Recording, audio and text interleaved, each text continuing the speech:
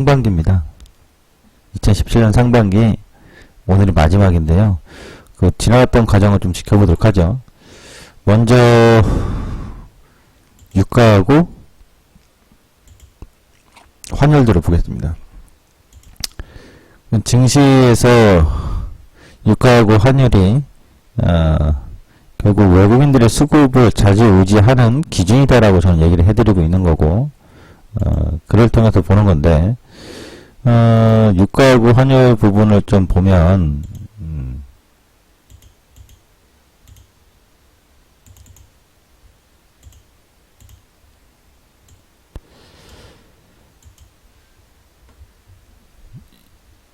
환율은 전년도부터 볼까요? 그러니까 전년도에 상승했던 구간이 여기입니다. 1, 2월 달이었고요. 전년도에 9월, 10월, 11월, 12월 그럼 보면은 이때 당시에 12월 달에 기준금리를 올렸었고, 미국이요. 정책금리를 작년 12월에 올렸었습니다. 그렇죠? 3월에 올렸었을 때 잠깐 상승이 있었습니다. 그 다음에 6월에 분명 올랐는데, 여기서 지금 상승 구간이 한 번 나오고 지금 나오고 있는 거죠. 전체적으로는 하락을 해줬고 하락을 해줬습니다. 요 구간에서 상승 나왔던 건 브렉시트 발이었죠. 브렉시트 지나온 걸 보면, 그 다음에 올해 들어와서 환율이 하락을 했습니다. 이렇게. 그러니까 외국인들의 수급이 올해 환율로 보면 유입이죠. 유입 구간이죠.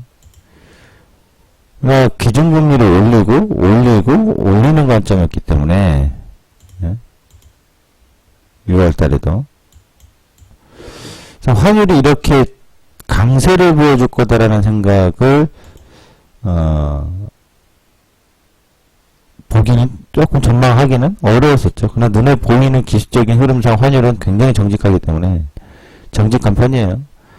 그래서 내려가는 국면에서 환율이 강세인 것은 확연히 나타났는데, 이 전저점을 깨지 않고 지금 이제 반등을 자꾸 보여주고 있죠. 유가를 보도록 하죠. WTI로.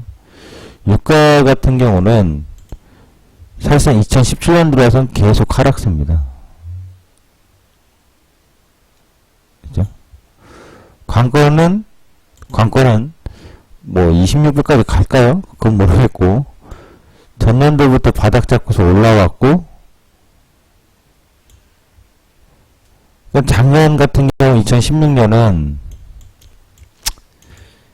돌이켜보고 싶지도 않을 만큼 안타까움이 있는데, 저한테는 참 1, 2월 달에 참 바닥을 잘 봐놨는데, 어쨌든 유가는 상승, 환율은 하락. 그럼 브렉시트라고 할까요? 이 브렉시트 있었던 구간과 트럼프 당선 구간, 요 구간 빼면 사실상 유가는 환율도 그렇고요, 전체적으로 상승했죠. 증시의 우호적인 상황이었죠. 증시의 우호적인. 근데 특이한 점은 유가가 지금 사실상 전년도 7월 하반기부터 7월 달부터 지금까지 약 1년간 유가는 하락도 아니고 상승도 아니고 갇혀있는 거죠. 그러니까 40불, 하단은 40불, 상단은 55불. 그러면 이제 올 하반기에 과연 유가가 다시 살아나서 55불대를 향해 가는 거냐, 아니면은 살아나는 척 하지만 40불을 이탈할 거냐. 55불로 간다는 얘기는 유가는 40불에서 55불 사이에 머무르는 거고, 일단 그렇겠죠. 당장 55불을 돌파하는 건 아니니까. 그러나 만약 이 상황에서 40 중반 때, 후반 때 움직이다가 이탈을 해줬을 때는 얘는 40불을 이탈하면 사실상 다시 30불 때까지 가버린다고. 그럼 유가가 하락하면은 증시에 비우호적일 거고, 환율이 상승해주면 비우호적일 거고, 만약 유가가 상승 나오고 환율도 다시 안정권에 들어온다면, 근데 환율은 안정권이 아니라 만약 환율이 올라간다면 이것도 엇갈리는 지표의 흐름이 나오는 거거든요. 그러니까 지금 환율과 유가상으로 본다면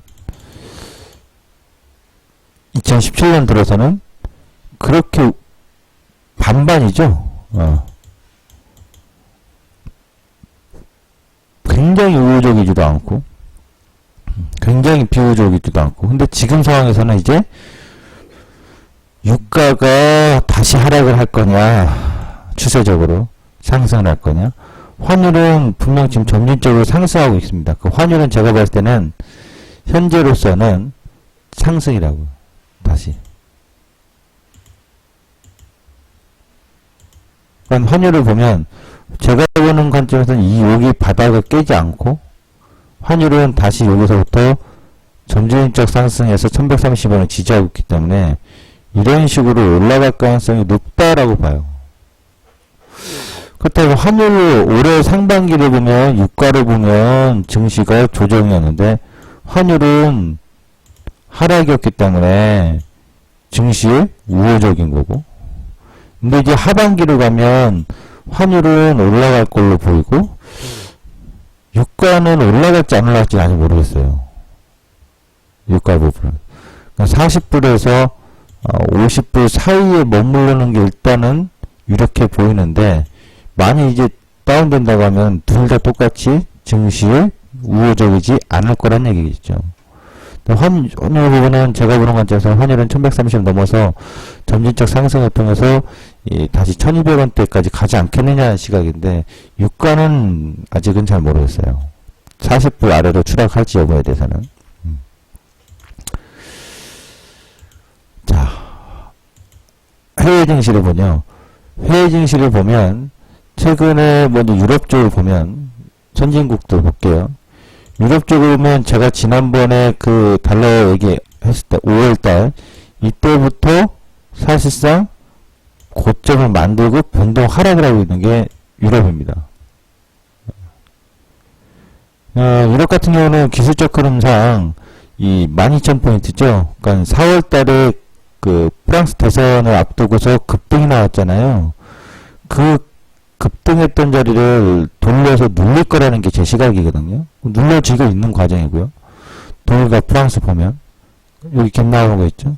이 갭을 다 메울 거라고 보는 거라고 기초로. 그래서 지금 분명 고점을 찍고 계속 흘러내리고 있는 변동성 구간이란 말이죠. 이 자리가. 일본을 볼까요?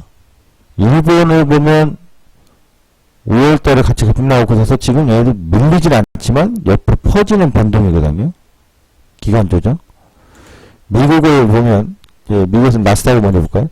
기술주들 상황에서 나스닥은 지금 6월달 돼서 고점을 찍고 저점 깨고 다시 반등했다 저점 깨고, 그러니까 제가 6월달에 굴곡일 거다라고 하는 관점이 세계 증시의 선진국 증시에 나타나고 있는 겁니다. 사실상. 다우도 그렇고요. S&P도 그렇고요. 신흥국 중에서는 인도를 한번 볼까요? 인도도 보시면 6월달에 고점 한번 나오고 저점 빼고 고점 한번 나오고 다시 저점 깨고, 그러니까 B형의 굴곡인데, 우리나라를 이제 보면 우리나라는 용가리 통뼈를 삶아 먹었나 끔찍도 안 해요. 일단은 다른 나라 같을 때 이렇게 됐을 때 다른 나라들과의 밸런스를 본다면 뭐 이 상태에서 눌렀다가 뭐 이렇게 되는 게 일반적일 건데, 다른 나라 흐름들은 그런 과정을 다 이어지고 있잖아요. 근데 우리나라는 오히려 여기서 이래 버렸다고. 그럼 이 며칠간의 상승이 무엇을 말하는 거냐? 제가 볼 때는 윈도우 드레싱 효과라고 해야 될까요? 근데 다른 나라들이 저딴 식이라면 우리나라가 이거 올라간 거는 속임수가 되겠죠. 쇼당이 되고 속임수가 되는 거겠죠. 사실상 지금 다른 나라들의 밸런스로 비교를 한다면 우리나라는 이 상태로 와 있어야 돼요. 300포인트, 2300을 깨거나. 그래서 우리나라 대선이 있었던 시점, 그 시점까지 누르면 이렇게 나와 있어야 되는 밸런스인데 괴리가 나오잖아요. 이 괴리를 어떻게 채울까요? 채우는 방법은 이렇게 나올 수 있겠죠. 우리나라는 계속 올라, 옆으로 퍼져. 다른 나라들이 빠졌던 것이 확 올라와. 그러면은 뭐 밸런스 다시 맞춰지는 건데, 그게 아니라 다른 나라들이 만일 계속 낮아져. 그럼 우리는 뒤쫓아가겠죠. 네. 저는 자꾸가 아니라 지금 현재 6월달 가서 이 구간을 계속 보고 있는 거예요. 갈 것이다. 근데 어제도 갭상승 주고 띄워놓고 질질질. 이번 주에 하나, 최근에 며칠간의 특징이 있습니다. 우리나라. 기술적 분석상. 선물로 보면.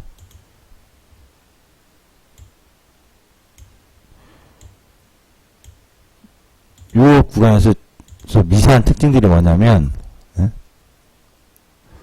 오늘 보세요. 최근, 이번 주 들어서, 지난주부터. 지난주 보면은 여기, 요 영역 있죠? 이거랑 오나지. 비슷한 거죠? 비슷한 흐름이라고요. 형태가 6월 20일이라고, 6월 28일이라고. 그 다음에 눌렀다 올렸다가, 결국 올리는 모습. 또 올렸다 눌렀다가 끝까지 올리는 모습. 올렸다 눌렀다 끝까지 올리는데 마지막에 퉁. 쭉 올리는데 마지막 5장이 퉁. 크진 않아요. 폭은. 그런데 미세하게 5장에 꺾기들이 자꾸 나온다고. 그리고 어제 이 갭은 메워야 되는데 안 메워? 근데 또 올렸어. 근데 슬금슬금. 지금 며칠간의 윈도우 드레싱 효과식을 띄어 올렸을 때 장중에 아름아름 나름대로 변동을 줬다라는 게 특징이에요. 오전장에 막 흔들어놓고 오후장에 때려 올리거나 오전장에 막 흔들어놓고 오후장에 힘내서 올리거나 그러다가 두 번은 그렇게 해놓고 두 번은 흔들고 올렸는데 오후장에 퉁 오후장에 퉁 그리고 어제는 오전장에 퉁 오후장에는 질질질. 그러니까 힘이 계속 강화되는 게 아니라 변동을 수반하면서 겨우 버텨내는 힘? 이런 흐름으로 지금 나타나고 있다는 얘기거든요. 그렇다면 지금 요 저점에서부터 306에서부터 이 314까지 올라왔던 거, 이 마디를 보자고요. 그러면 306.65에서 314.60이니까 딱 8P를 보면 되죠. 한 틈 모자란 8P면 4를 빼자고요. 그럼 309.50이라는 자리 제가 중요하게 얘기했는데 근데 딱 중간값을 보면 이렇게 나오겠죠. 310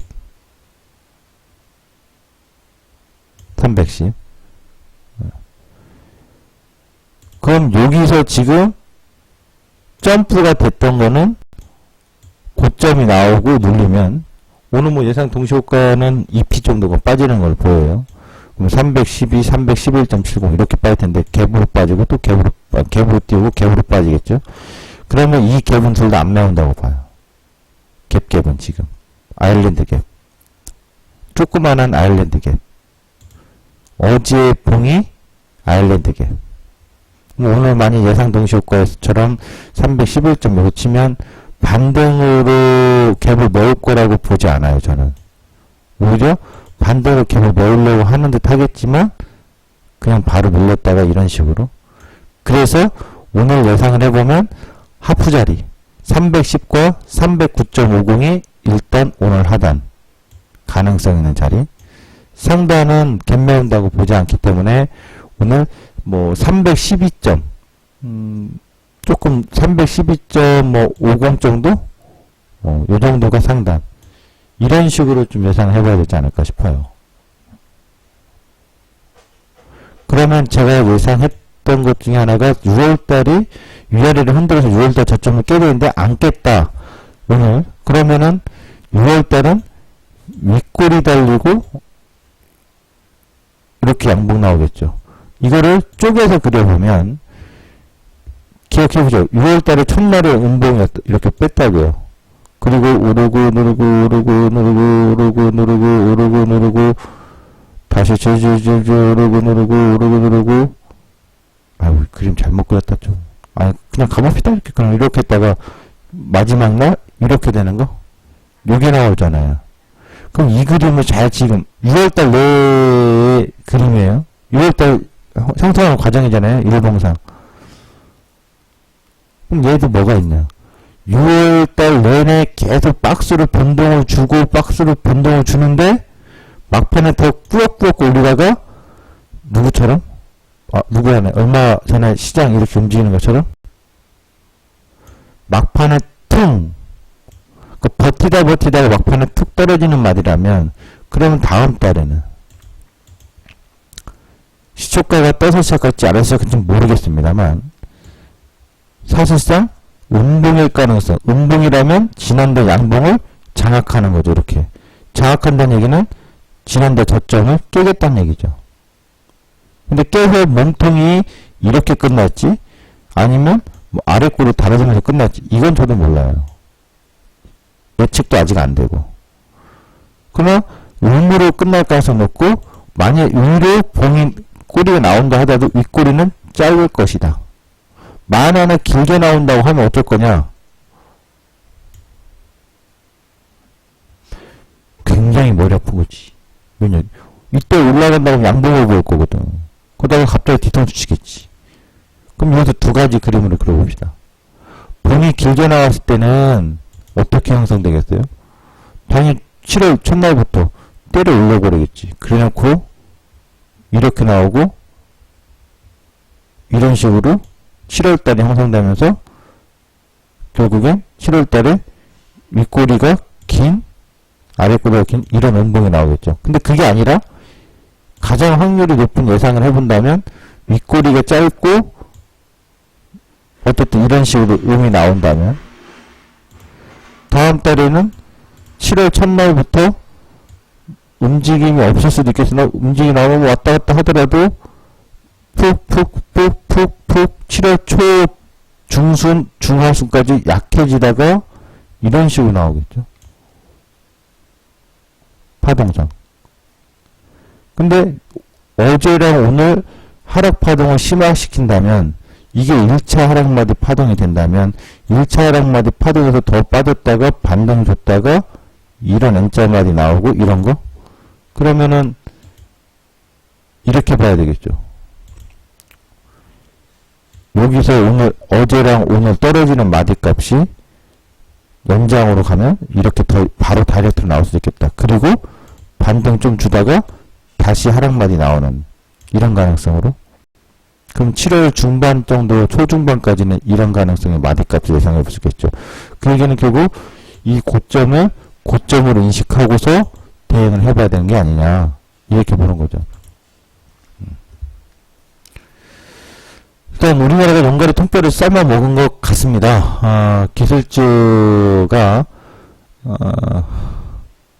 다른 나라들 대표적으로 다른 나라는 나스닥의 기술주가 워낙 강한 변동을 하라고 주는데 우리나라 기술주들은 꾸역꾸역 버티거든요. 저는 그래도 기술주에 대해서 쉽게 지금 덤빌 자리 아니다라고 계속 강조를 하고 있는 거고 내게 아니면 탐낼 수가 없는 상황이다라고 제가 표현을 하고 있는 건데 그래서 우리나라 기술주들이 아직 따라가지 못하고 있어요. 다른 나라 밸런스하고 뭐 화학이라든가 자동차라든가 그러니까 전체적으로 다른 국가들의 대표 종목들 다 밸런스가 비슷하게 업황이 다운되고 있는데 IT는 올라간 건 알겠지만은 워낙 급하게 올라갔고, 그 금융세타도 올라간 건 알겠는데, 현재 다른 나라도 조정을 줄 때 그 조정이 폭이 같이 따라붙지 못하는 게 좀 특이점이다 이렇게 볼 수 있겠고요. 그래서 우리나라의 그 지금 하반기 상황에서는 제가 고민하고 있는 것은 어디를 보고 있는 것에 대해서는 크게 저기 하지 않아요. 언젠가는 온다. 반드시 올 자리는 올 자리인데 제가 뭐 그 시간을 이제 고민을 좀 하고 있어요. 빨리 올 거냐. 그러니까 빨리라는 게 한두 달 얘기 나는 건 아니에요. 어쨌든 올해 안으로 올 거냐 아니면 아니냐 이거거든요.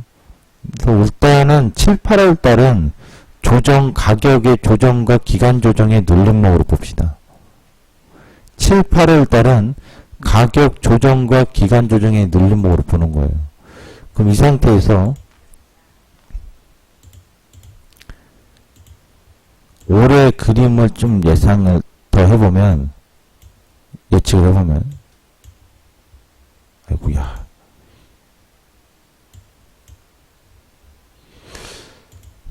올해 들어와서 1월 달부터 이렇게 됐잖아요.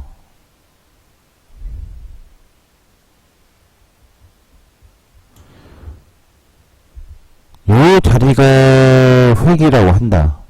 기준 잡았을 때 올해랑 내년 상반기까지 예측을 해볼 수 있어요. 그림상.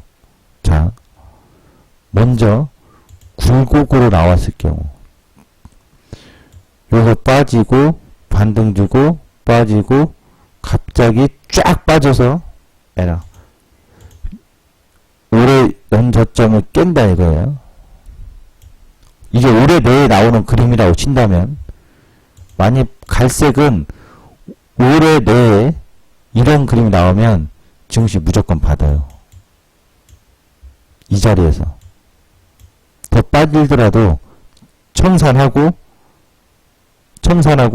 주식 받아줄 거예요. 왜냐? 굴곡이기 때문에 이렇게 되면. 다시 튀거든. 그런데 이게 아니다. 올해 저점에서부터 고점까지 올라가고 내렸다 왔다 갔다 하다가 전고점에 또 눌리면 회기자리가 하나 있는데 여기까지 왔다가 여기서 반등 주고 왔다 갔다 하다가 더 갈 수도 있는 가능성 염두해두고 있다고요. 어제 얘기했지만 염두만 해두고 있다고. 단 어디는 와야 돼. 어디까지는 제가 예상하는 어떤 마디가 있는데 대략적으로 정확한 포인트는 아니에요. 대략적으로 얘기해드리면 정고점 마디라고. 이 상태에서 튀긴 틀 겁니다. 근데 내려오는 거에 따라 달라요. 빠르게 내려오느냐 천천히 내려오느냐에 따라서 반등의 폭이 달라질 거라고요. 그리고 이것.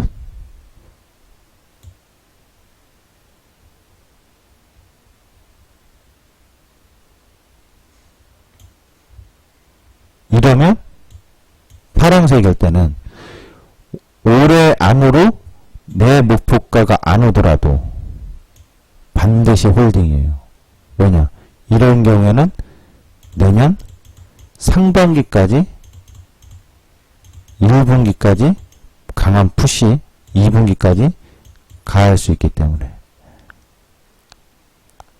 경우의 수는 3가지. 근데 어디는 제가 확인하고 볼 수 있어요? 요 영역은 눈에 보일 수 있어요. 확신할 수 있어요. 그러나 요 영역은 그 다음 영역이죠. 그 다음 영역은 몰라요. 일단 노란색 영역을 확인하고 나면, 보고 나면 이 영역에서 시나리오가 더 명확히 나올 거라고요. 그러니까 이 노란색 영역에서 빨리 안 빠져도 천천히 누르면 오히려 그림은 파란색이에요. 빨리 빠지면 핑크색처럼 뭐 빨리 빠진다. 그러면은 파란색, 핑크색처럼 끝까지 이렇게 된다는 건 모르지만, 끝까지 간다는 건 모르지만 뭐는 나와요? 빨리 빠지면 빠른 반등이 다시 나와. 그러다가 올라갈지, 그러다가 다시 되밀릴지는 뭐, 다시 지켜봐야겠지만, 결국 저는 지금 노란색 영역 구간, 대략 2, 3개월 정도의 시장의 전망마들을 이렇게 보고 있다는 것을 여러분들이 참고해 주시면 되겠습니다. 자, 오늘 아침 진짜 시황은 잠깐 올해 들어왔던 환율과 유가, 해외 증시들을 좀 살펴봤고요. 현재 구간에서의 대략 몇 개월 정도의 흐름을 예측하고 있는 전망을 해드렸습니다. 자, 장 출발하는데요. 대략 312 정도에서 시작을 할 예정이네요. 1.7p 정도 하락해서요. 시작하겠습니다.